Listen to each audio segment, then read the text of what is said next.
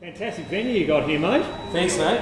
You not from town? No, just in town on a work trip, actually. Oh, nice one. Thanks very much. No worries. Do you need a receipt for that? No, I don't need a receipt, thank you. As far as I'm concerned, the only thing worse than the acting you just saw is people getting taxed wrong.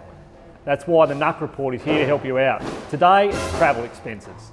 So what can you claim and what records do you need to keep?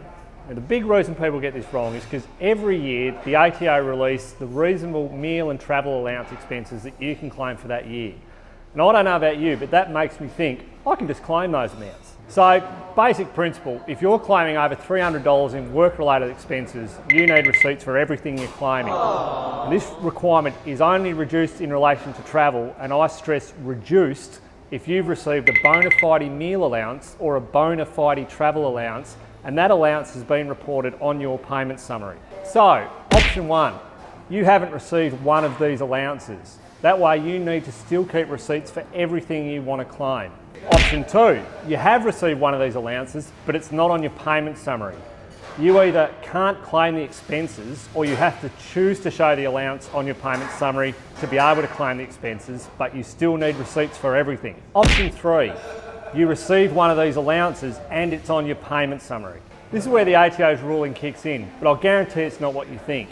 You can still only claim what you've spent on meal and travel costs. No ifs, buts or maybes. The ruling simply means that if you're claiming an amount below the ATO's reasonable limits, you don't need a receipt to prove the expense. But, I repeat, you can still only claim what you've spent, and if you get an audit, you still need to be able to prove how you calculated your claim.